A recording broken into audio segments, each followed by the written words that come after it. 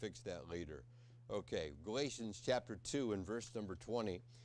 Galatians 2 and verse number 20. We'll sing this. It'll be on the screen for us as we sing, I am crucified with Christ, nevertheless I live, yet not I, but Christ liveth in me.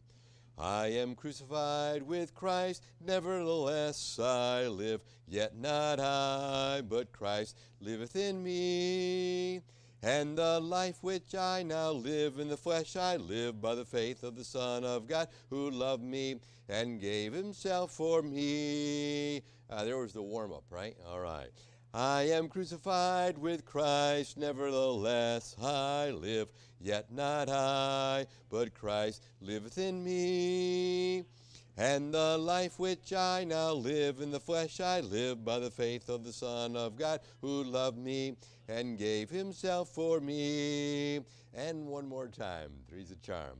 I am crucified with Christ, nevertheless I live, yet not I, but Christ liveth in me. And the life which I now live in the flesh, I live by the faith of the Son of God, who loved me and gave himself for me. Thank you, thank you. In Malachi, please, Malachi in chapter number 2. Malachi chapter number 2, the covenant keepers. We're looking at part 2, and we'll read the verses as we move along instead of reading 10 through 13 collectively right now. But we'll begin in verse number 10, and we'll address you, have you focus, please, on your handout. And as we look at your handout, we'll look at Roman numeral number 1, A through E, and then we'll discuss the marital problems and consequences. That's Roman numeral number 2, and that'll be the new material for us this morning. And notice, please, as we read our introduction, Malachi, while addressing his fellow Jewish brethren, underlines the fact that their true and one Father, of course that's the Lord Jehovah, has established the covenant relationship between Israel and Jehovah. Remember, God said, I don't do it because you're greater in number. No, it's just God's mercy upon the children of Israel. But we notice, if you would please, in verse number 10, that's Malachi chapter number 2 and verse number 10. Good morning, by the way. You well? All right, good. Malachi chapter number 2 and verse number 10. We read, have we not all one Father? Hath not one God created us? If you draw your attention, please, to Roman numeral number 1 and letter A, we see the violation of the principle of creation. Notice in that phrase he mentions, hath not God created us? We also saw that violating the Old Testament principle of relationship, he asked the question. You see that question he's asking in verse number 10? He says, have we not all one Father? That's the covenant relationship. And then we have the violation and violating the New Testament principle of relationship, and that is letter C. And in what two ways are we owned by God? What two ways are we owned by God?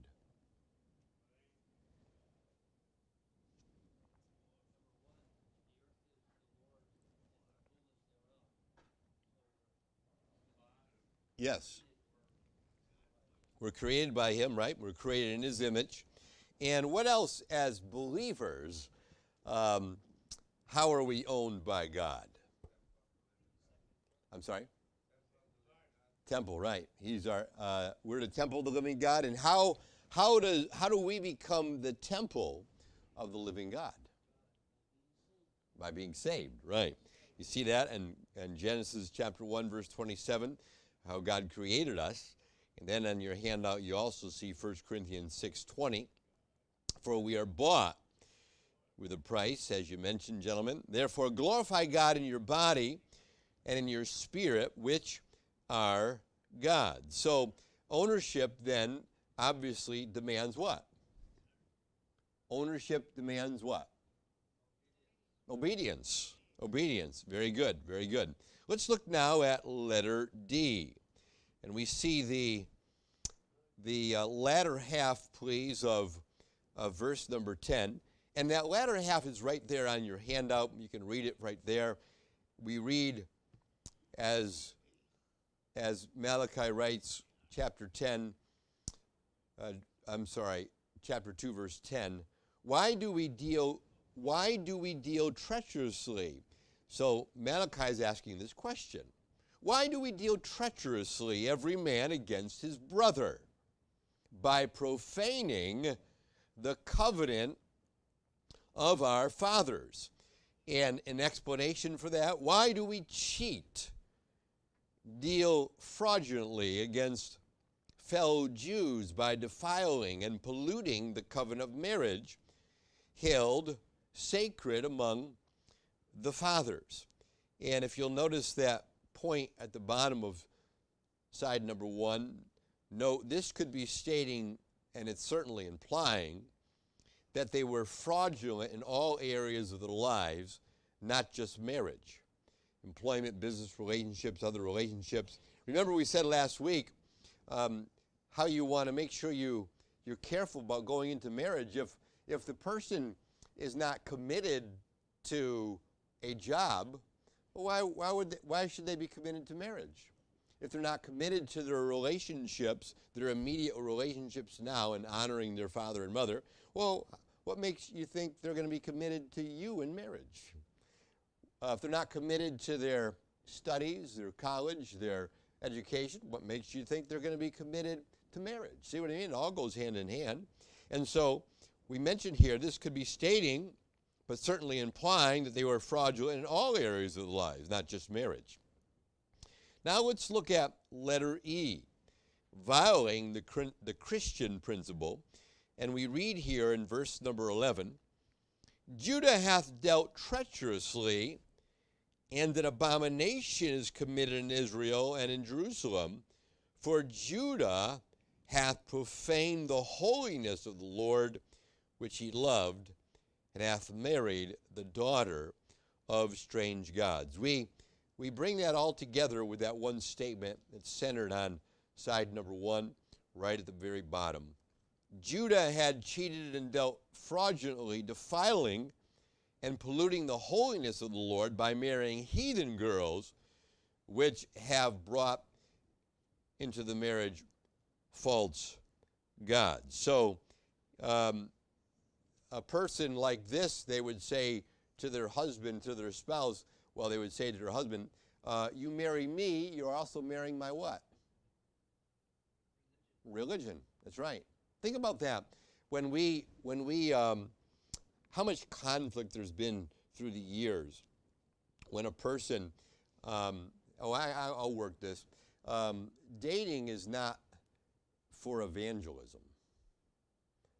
Any date could be a mate, right? So we don't date for evangelism purposes. I know people have done this before, so listen, I can't date you, but you can come to church, and until you come to church and get saved. That's good. That's good. We just got to be careful with that, because that person may say, okay, I'm just going to go ahead and get saved.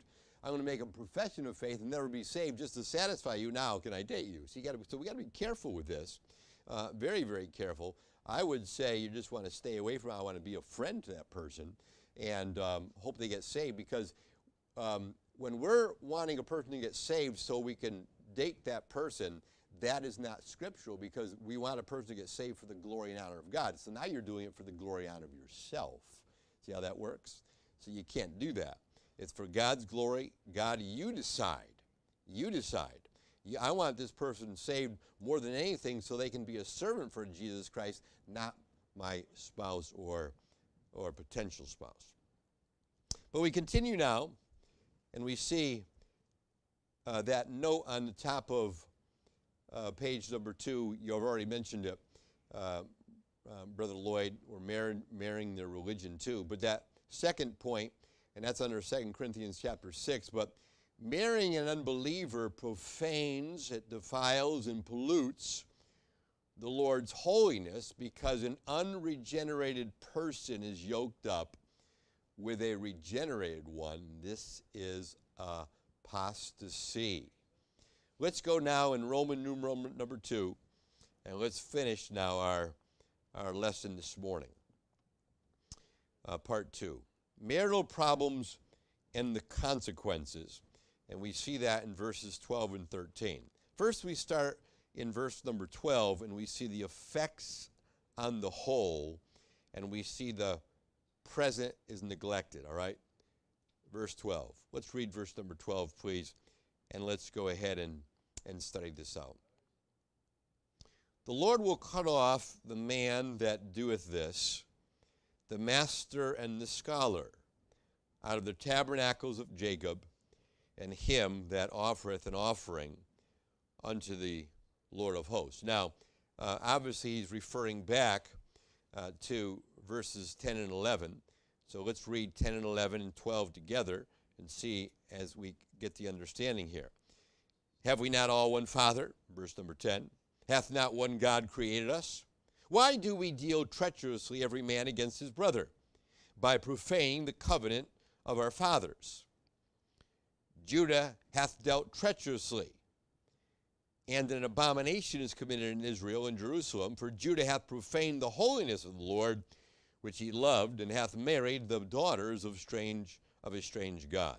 Verse 12, the Lord will cut off the man that doeth this. All right, so obviously we're referring to verses 10 and 11, particularly verse 11. The Lord will cut off the man that doeth this, the master and the scholar, out of the tabernacles of Jacob, and him that offereth an offering unto the Lord of hosts. Now let's describe what it means by master and scholar. And when we take the context of these verses, you'll see how this blends nicely. Notice, master and the scholar, him that watcheth and him that answereth, or it means the one who witnesses and the one who answers. All right, so this obviously, the masters then obviously are the priests. They're the ones who are teaching this. And then we see the masters, the priests, ought to be watchful in doing what? What ought they be watchful in doing? It's right there on your handout. Pardon me? Right. And who are the scholars? Right there on your handout. It's all in bold for you to see this. And so if you're just hearing me, you'll remember 10%. If you're seeing it, now you're increasing 20%. And if you participate, you're increasing to 30% your retention. All right? So let's look at that, please. It's right there for your edification, right there. All right? Let's read it now. Master and scholar, him that watcheth and him that what? Answereth, or the one who witnesses, and the one who answers. All right? Good. All right? So the master are who? The priests. And they ought to be watchful in guarding their scholars, who? The people. So the priest, who ought to have taught the people piety, but who led them into evil. So here's the problem. Here's the huge problem in religion today. Notice that out of the tabernacles of Jacob. So this is obviously not the priests only out of the tabernacles of Jacob. It's the priests and the people.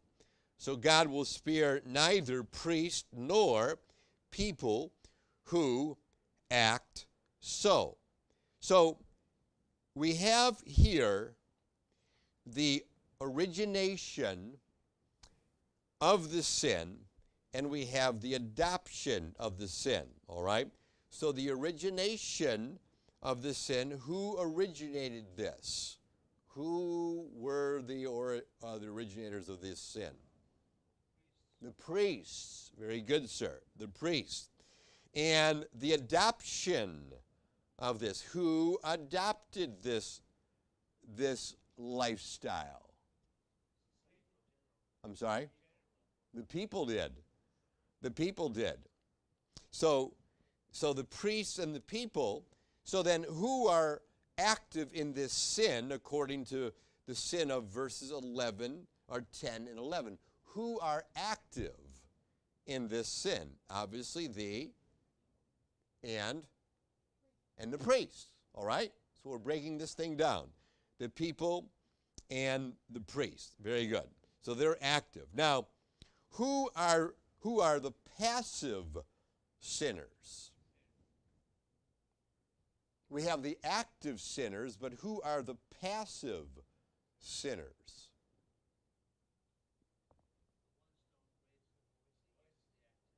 Exactly, sir. Right, we're passive. We're not going to raise our voice against the activity. Just recently, thank the Lord for this, the Biden administration was shut down by the federal court permanently that they cannot force doctors to do the, the sex change, the mutilation. It's really a mutilation of their bodies when you're cutting off body parts because the person is claiming I want to be a man, I want to be a girl, whatever, woman. And so that was shut down. The passive sinner says nothing. The doctor who says, no, I'm not going to perform this. And what this means is, no matter what we shut down, the doctor says, no, I don't feel this is those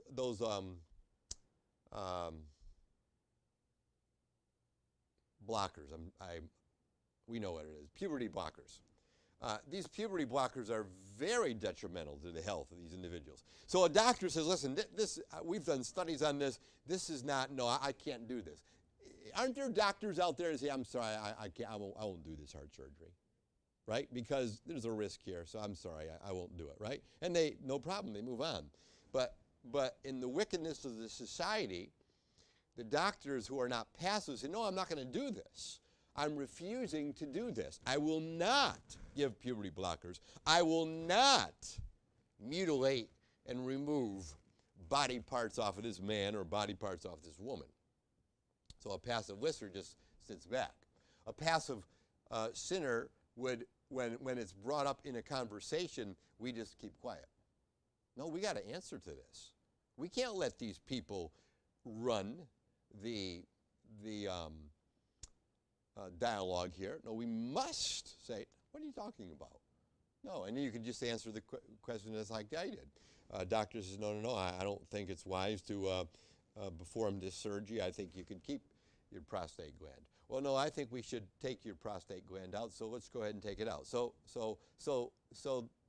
you're going to force this guy? No, he has the prerogative.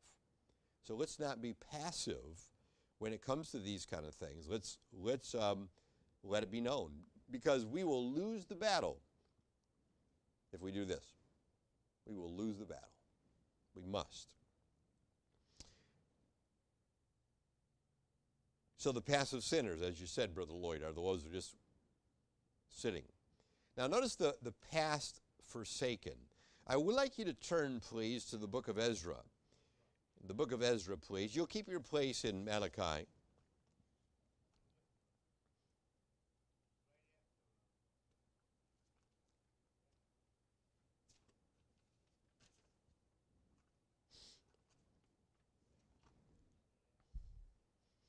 The past is forsaken, and really it's in chapters 9 and 10.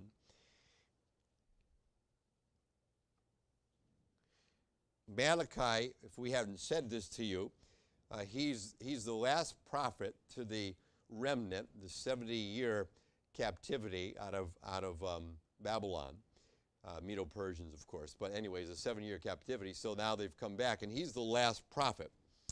And we read in Ezra, here's the problem. Wow, what a problem this is. This is one of the reasons why they went into captivity. And we read in verses 1 through 4, now when these things were done, the princes came to me saying, the people of Israel, this is in Ezra chapter 9, verse number 1. the princes came to me saying, the people of Israel and the priests and the Levites have not separated themselves from the people of the lands, doing according to their abominations, even of the Canaanites, the Hittites, the Perizzites, the Jebusites, the Ammonites, the Moabites, the Egyptians, and the Amorites. And here it is, for they have taken of their daughters for themselves and for their sons, so that the holy seed have mingled themselves with the people of those lands. Yea, the hand of the princes and the rulers have been chief in this trespass. And when I heard the thing, I rent my garment, my mantle, and plucked off the hair of my head and of my beard, and sat down astonished.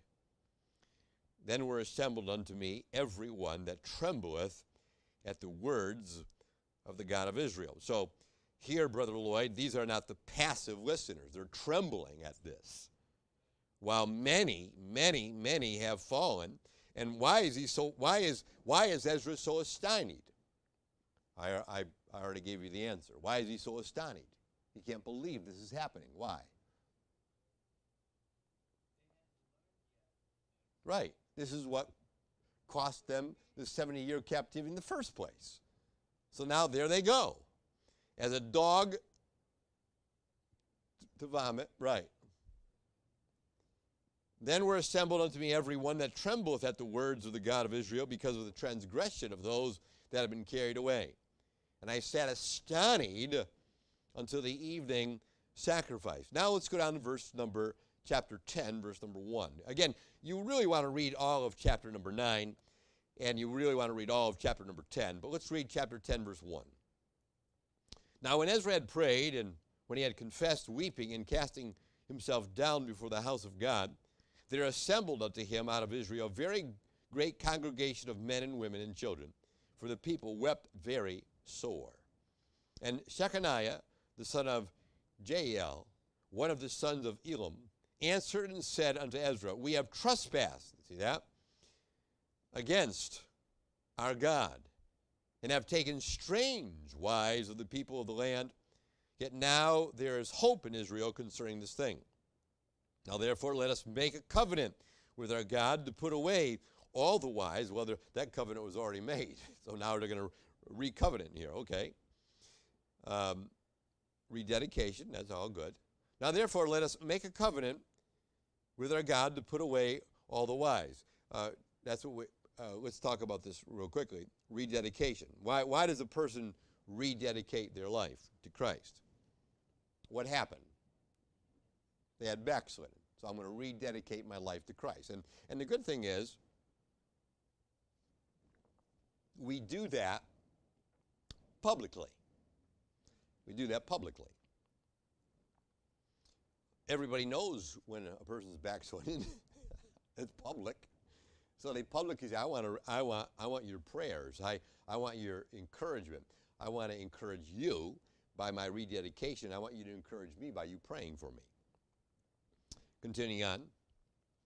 Now therefore let us make a covenant, verse 3, chapter 10, Ezra chapter 10, verse 3. Now therefore let us make a covenant with our God to put away all the wives as such are born of them, according to the counsel of my Lord, and of those that tremble at the commandment of our God, and let it be done according to the law.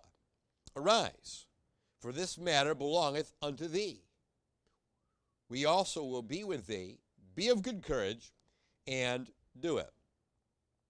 And then arose Ezra, and made the chief priests, the Levites, and all Israel to swear that they should do according to this word. And they swear. And verse number 6, please. Then Ezra rose up before the house of God and went into the chambers of Johanan, the son of Eliashib. And when he came thither, he did eat no bread nor drink water, for he mourned because of the transgression of them that had been carried away. So here's the past forsaken. Now you understand now. In Malachi, it's starting all over again. So it was dealt here. Now in Malachi, it's starting all over again, the second time. That's the problem here. You see the issue here? So he's warning now they're going to turn their hearts and lives around here in Ezra, but eventually they're going to gradually move back the slippery slope downhill. They're going to move that slippery slope. All right. So that's the past forsaken. Now let's look at the effects of our prayers and verse number 13. And this have ye done again, covering the altar of the Lord. You see that? And this ye have done again, covering the altar of the Lord with tears. All right, so now they did it before the captivity, the 7-year captivity, correct? That's why they're there. They did it after they come out, as recorded in Ezra, and they're doing it a third time right now. And this have ye done again, covering the altar of the Lord with tears, and notice now, with weeping and with crying out, insomuch that he regardeth not the offering anymore. So you're coming to the altar. God says, I'm not honoring your offering here, your sacrifice.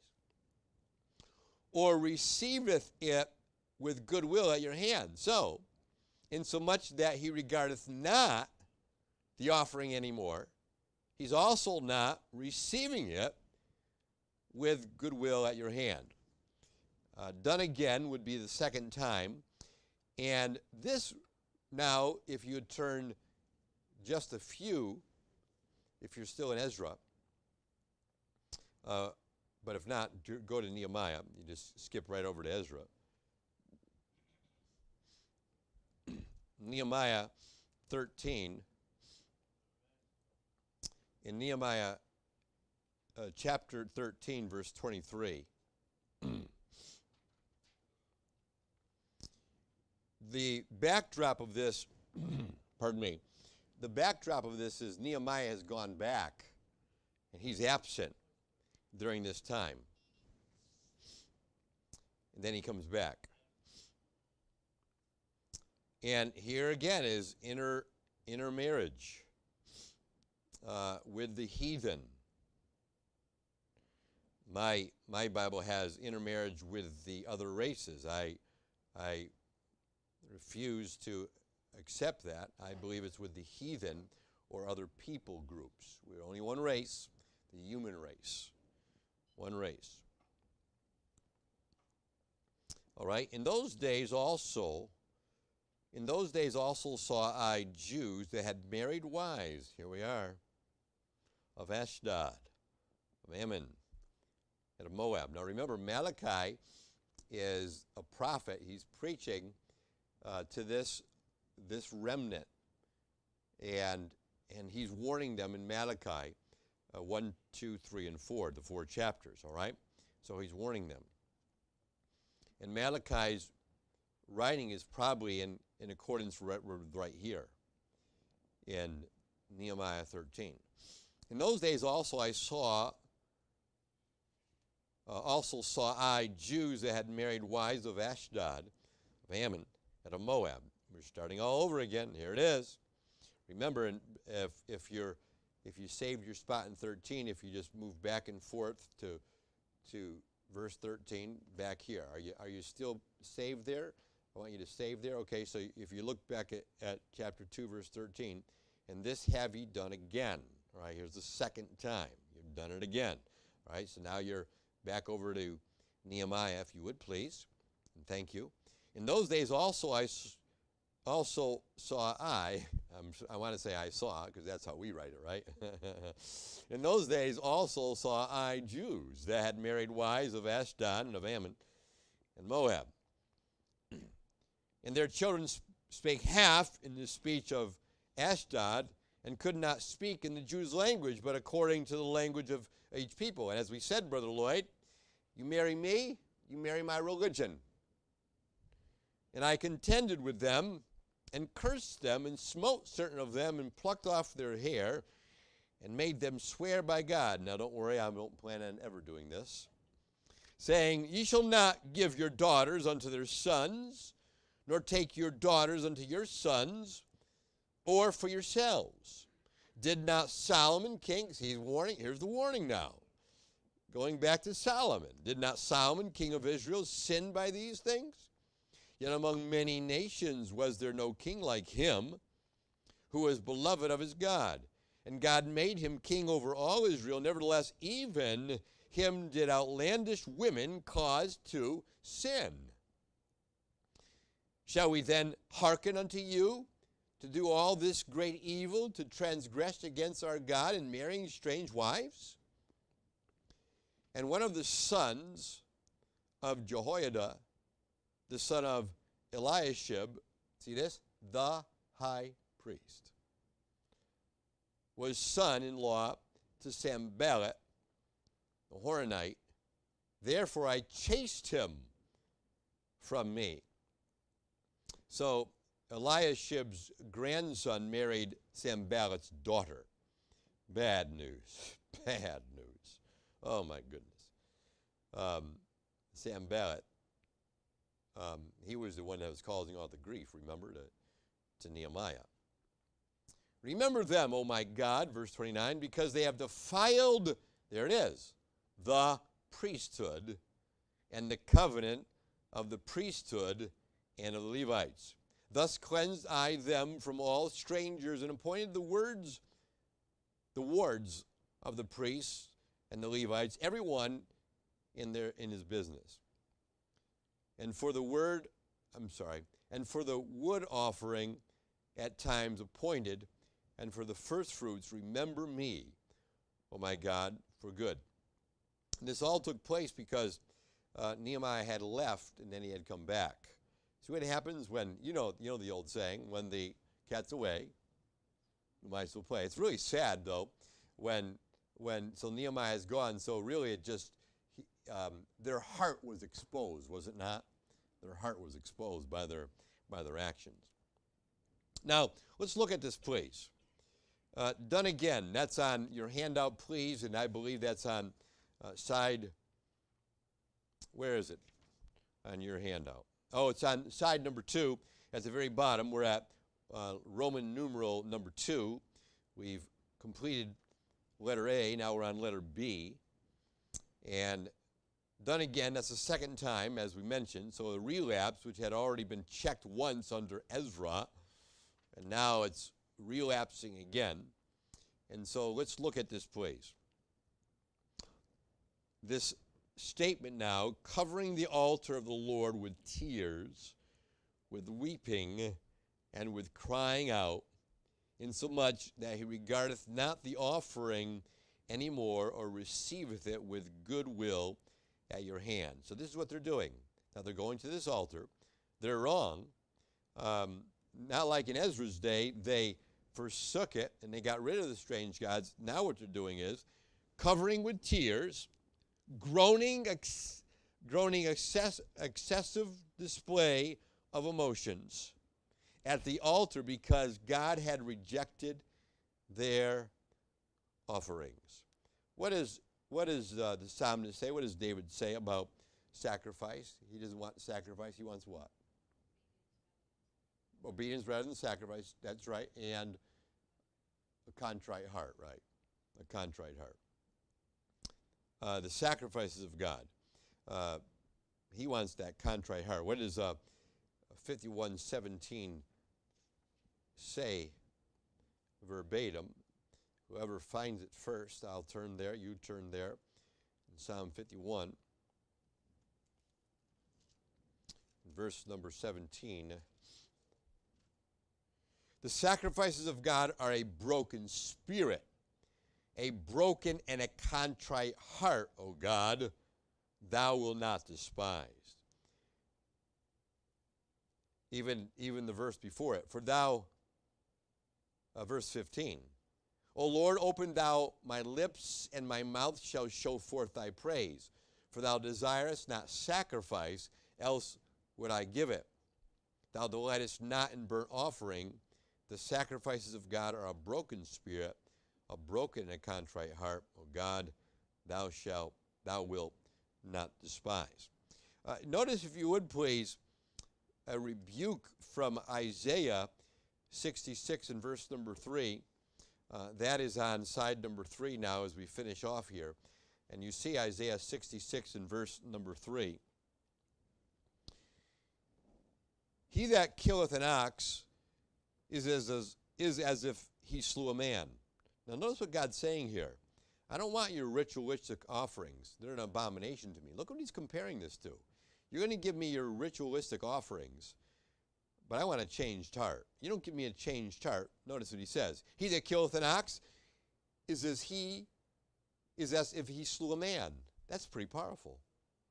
Wow. He that sacrifices a lamb as if he cut off a dog's neck. You see what's happening here? I don't want your ritualistic offerings. I want a changed heart. He that offereth an oblation as if he offered swine's blood. Think about that. Swine's blood, not just an any animal, but swine's blood. He that burneth incense as if he blessed an idol. That's pretty strong. Yea, they have chosen their own ways, and their soul delighteth in their abominations. Boy, is the heart wicked above all things, is desperately wicked. I don't think I need this, but you'll be distracted constantly looking at it, right? You want to get it for me. How does that verse go? The heart, say it again. Is evil above all things and desperately wicked? Did I pronounce it right? Did I quote it right? Sometimes I get it crossed up. Right. I mean, wow, how wicked the heart is. Can you imagine this? You're just doing this. You know this. Look what the Proverb 28:9 says.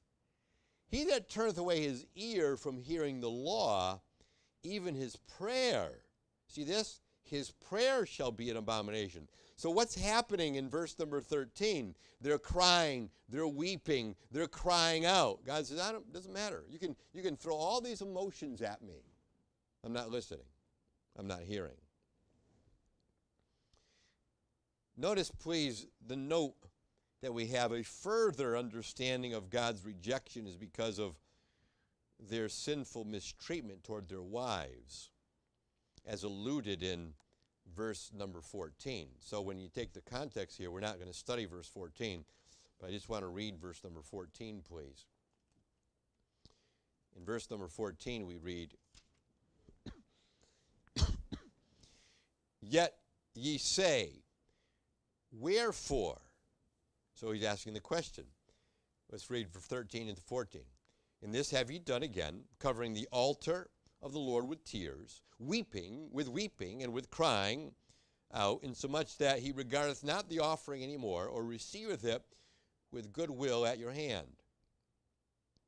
Yet ye say, wherefore? Because the Lord, and he's going to answer, because the Lord hath been witness between thee, notice, and the wife of thy youth. This is not the strange God now. This is your wife. And the wife of thy youth, against whom thou hast dealt treacherously. Not only have they dealt treacherously with the Lord by marrying strange wives, but now we're saying, oh, wait a minute now. Those of you who have not done this, you're dealing treacherously with the wife of your youth, against whom thou hast dealt treacherously, yet is she thy companion and the wife of thy covenant. Wow. Wow. Notice what we have for you.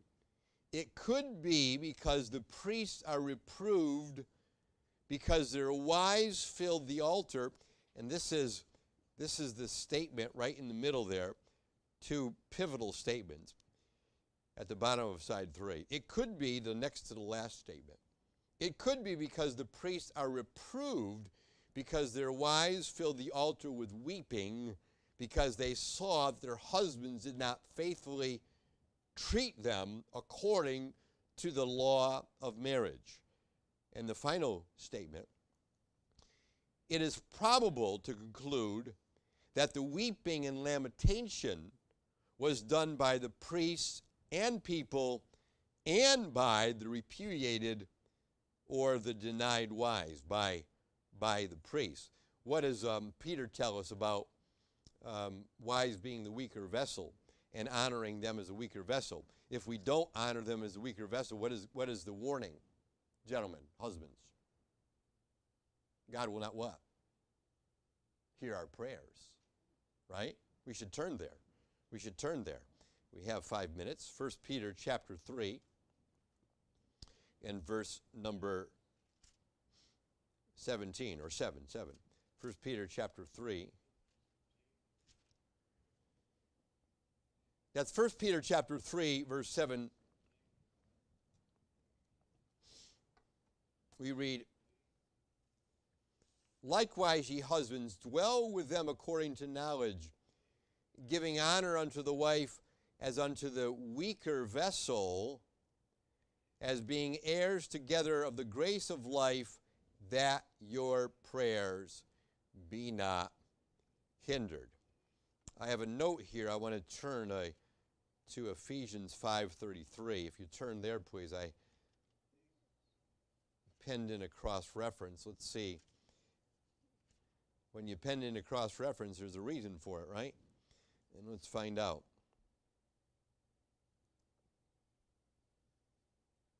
There it is.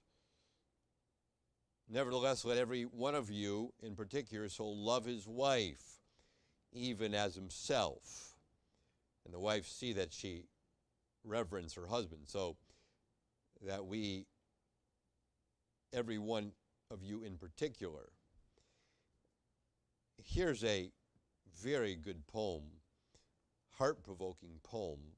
I'm not sure who the author is. It may be Dr. Jeff Amsbaugh, but I do have his number and I can ask him.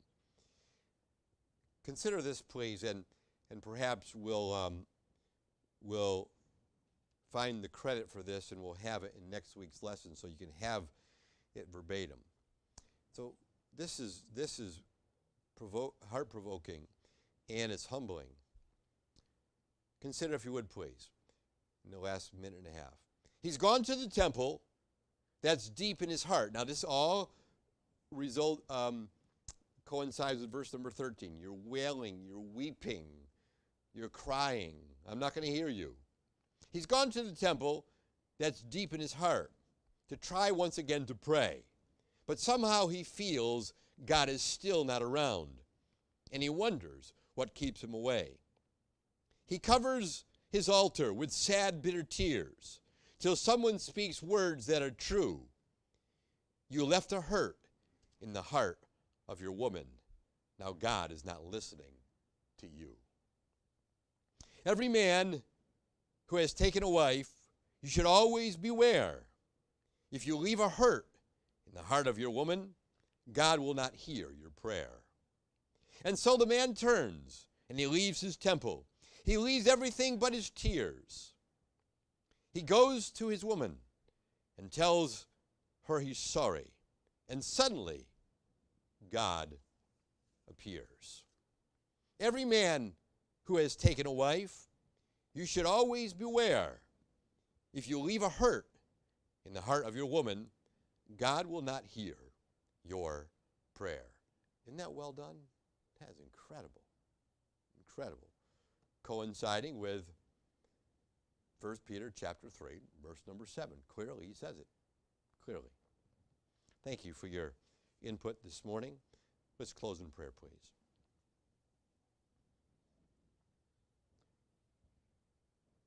Thank you, Father, for this strong admonition given here by Malachi.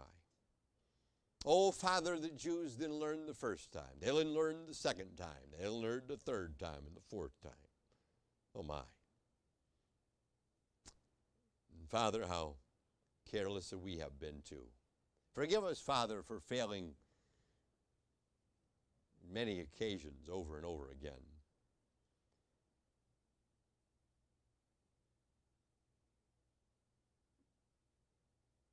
Thank you, Father, for your study this morning and all the Sunday school classes and the faithful teachers who are teaching. In Jesus' name we pray, amen.